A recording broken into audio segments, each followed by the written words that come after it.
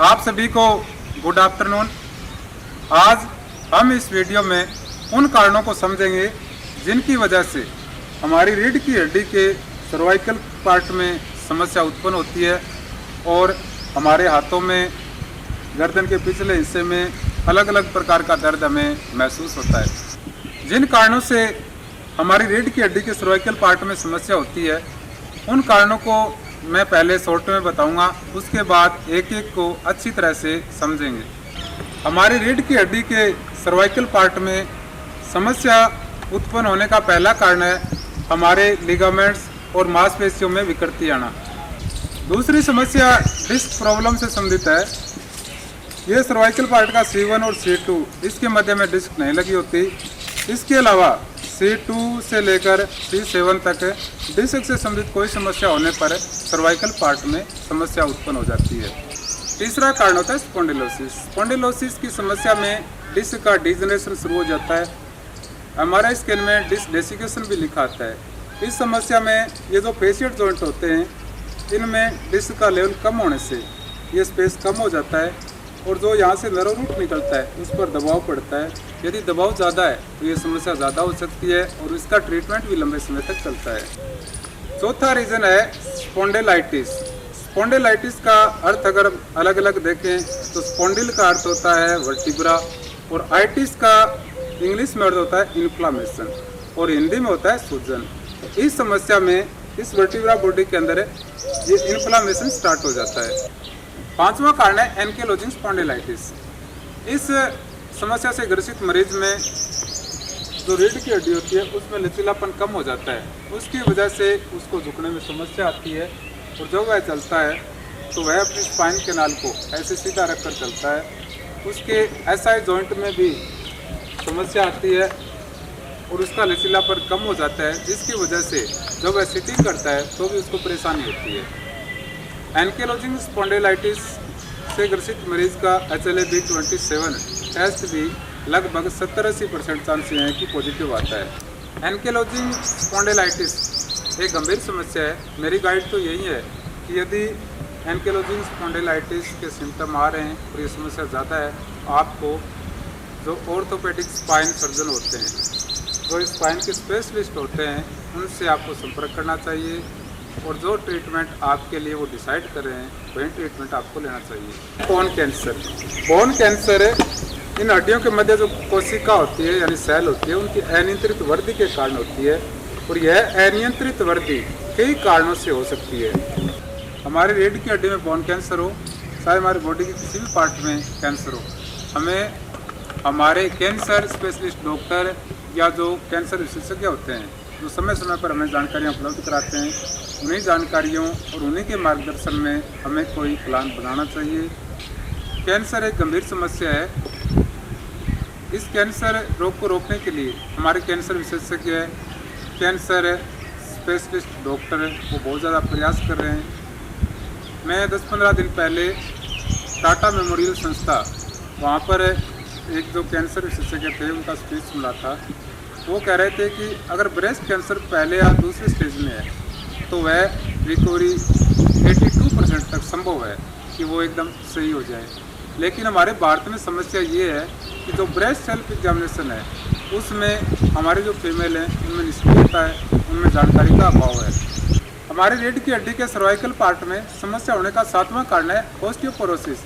Osteoporosis में जो ये हड्डी है यह खोखली हो जाती है। यह ऑस्टियोपिनियल के बाद में स्टेज आती है। ऑस्टियोपिनियल में जो कोशिका है वो बढ़नी बंद हो जाती है और ऑस्टियोपोरोसिस में ये हड्डी है वो अंदर से खोखली हो जाती है। ऑस्टियोपोरोसिस से ग्रसित रोगी में छींक के साथ भी हड्डी टूटने का रिस्क होता है। इस कोशिका का हमारे शरीर के निर्माण में बहुत ही महत्वपूर्ण स्थान है। यह कोशिका जितनी स्वस्थ है उतना ही हमारा जो इम्यून सिस्टम है, जो प्रतिरक्षा तंत्र है, वो अच्छा होगा।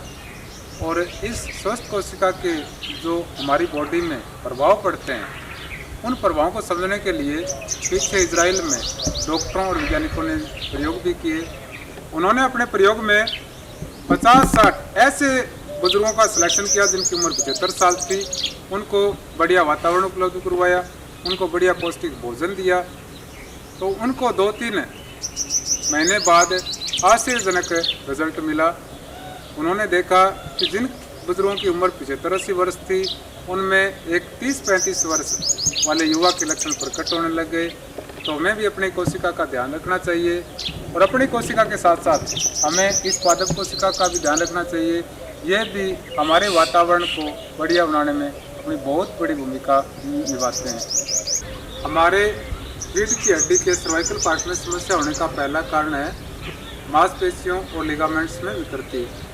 अगर हमारी इस मांसपेशी में टाइटनेस है तो इसको इस तरफ रोटेशन करने में समस्या होगी, इसको फ्लेक्शन करने में समस्या आने लग जाएगी, इसको एक्सटेंशन करने में भी हमें समस्या होने लग जाएगी। मांसपेशियों और लिगामेंट्स में विकृति होने के कई कारण हैं, जैसे कंप्यूटर पर लंबे समय तक सीटिंग करना, इससे हमारी गर्दन में इन मांसपेशियों में खिंचाव आ जाता है।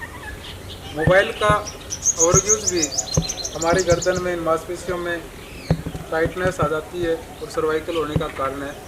मोबाइल के ओवरयूज से हमारी जो न्यूरॉन सेल है ब्रेन की, उनका पावर भी कम होता है। मोबाइल का यूज़ करना भी ज़रूरी है, क्योंकि जो गूगल है वो हमें अच्छी अच्छी जानकारी उपलब्ध कराती हैं, लेकिन हमें इस मोबाइल का इस्तेमाल बहुत ही सोच समझ कर और जितना उसके कम करना चाहिए। अगर आपकी मांसपेशियों और लिगामेंट्स में विकृति के कारण आपकी सर्वाइकल में समस्या है, तो आपको ये एक्सरसाइज करनी चाहिए कि सिर के पीछे हाथ रखकर कम से कम 5 या 10 सेकंड इस पोजीशन में आपको रहना चाहिए। उसके बाद इस हाथ से इस साइड में इन बिंदुओं को धीरे धीरे रिलैक्स करना चाहिए और इस पोजीशन में भी 10 सेकंड तक आपको रुकना चाहिए। उसके बाद यही पोजीशन इस दिशा में करनी होती है।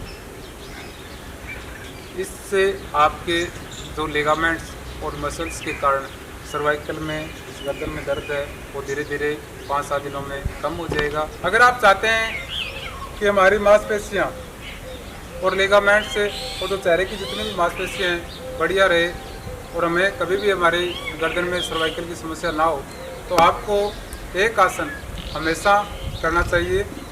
जैसे इसका नाम शीर्षासन होता है।